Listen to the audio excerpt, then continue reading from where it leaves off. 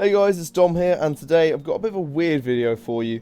I thought today I'd speak about what I'm going to believe that the fourth and final expansion of 2019 is going to be for Elder Scrolls Legends. And the reason why I'm making this video is just because I feel like it's nice to have a little bit of a speculation video every once in a while. And hey, I don't know, it might actually end up predicting something that's going to come to the game. So if we look at the roadmap here, which says obviously at the top Legends in 2019, they've shown this off earlier in the year, you've all probably actually seen this, but it says with expansion 4 it's going to get another full card back expansion and obviously more features yet to come, which is what it said with Jaws of Oblivion as well. But other than that, we haven't actually heard that much about what this could be yet. Although that being said, the Jaws of Oblivion trailer was dropped 15 days before the expansion, and as that's just any time in winter, we'd probably expect it to be sometime in December, whether that's right at the start or at the very end. I mean, if it is at the very start of December, we could see a trailer popping anytime now, tomorrow, or if it's coming at the end, obviously, might have to wait till around Christmas time. So what's more important is what we know we can actually expect from this set. So from looking at the other sets, we can expect at least 75 new cards, because the smallest expansion so far has been 78, and I think that was Moons of Elsewhere. Jaws of Oblivion was just a bit bigger, and Alliance War was something like 119 new cards. So we can expect something in the range of roughly around 70 to 120. Obviously a new playmat, that'd be nice, because all of these expansions come with one, and it really mixes about with what you're actually playing on, and is quite cool. I think it'd be nice if you could actually choose one, and then if obviously you get bored of it, you could just switch it, but that's just me nitpicking. A new soundtrack. Yeah, I feel like if we have some more music in the game, which would go with this playmat and play while you're using it, like with the other ones which have been added this year, that would add more. New quests, well, we've had that with all the previous expansions, and when completed you get a nice little card back, so I don't know why they wouldn't do that again. And probably we're likely to see a new mechanic, like how we've had stuff like Mobilize, Consume, Wax Wane, Invade. Be nice to see what they come up for that. Now on to what the actual expansion could be about. All we have is this picture of a Dremora holding some sort of bolt, flame thing, whatever, and a feminine Dremora also in the corner, which is actually the card art of a card already in the game called Dremora Markines. Markines? I don't know, I've played enough Oblivion, I should know that, but oh well.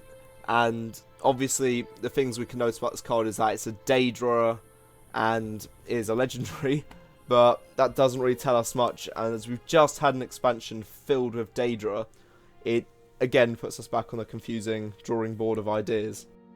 The best ideas I could come up with would be maybe something based off multiple of the Daedric princes, and just adding stuff to them, like more cards such as Aspect of Heresy and other cards like that getting added to the game. Or maybe it's something to do with Cold Harbour, because these Dremoras do look like the ones that appear in Elder Scrolls Online. So maybe something heavily based on Molag Bal's Daedric realm. And because I wanted to add some creativity to this video, I decided I'd make a few cards of my own and a new keyword, and just kind of explain how I think it would fit in with the idea of one of these expansion types.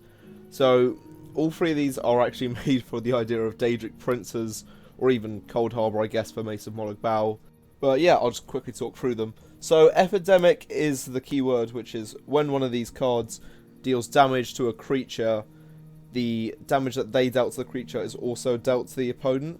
So it's kind of like Breakthrough, but the other way around, or Drain, but instead of it healing you, it hits your opponent. But one thing about this would be, say, Cursed Werewolf here, with its 3 power, attacked something with 1 health, it would only deal 1 damage to your opponent through that manner.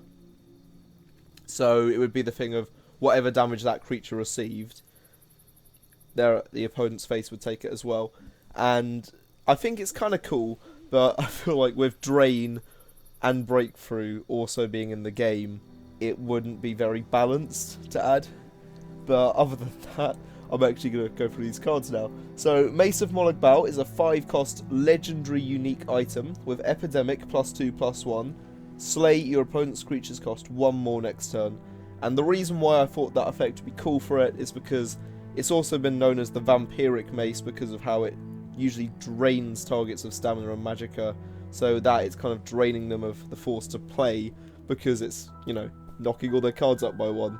But I'm sure you didn't come here to hear me ramble about symbolism. So the next card is Cursed Werewolf, which would be based off Sinding from Skyrim, who, if you don't know, is part of Hircine's Daedric quest.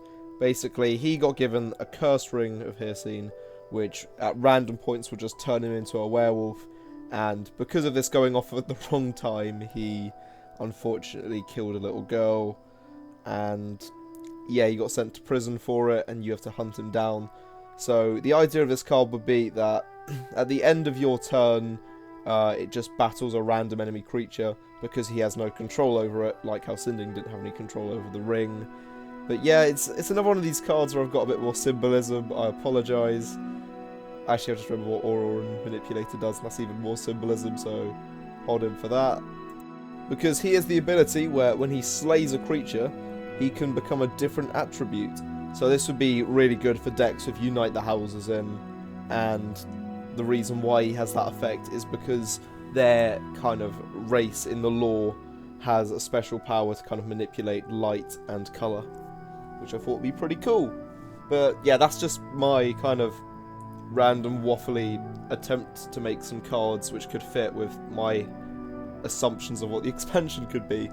But other than that, that's going to pretty much end this video. If you enjoyed how kind of hectic it got at the end, or what I thought about what it could be, and thought it was an interesting taste on what we could expect in the next month, please like and subscribe.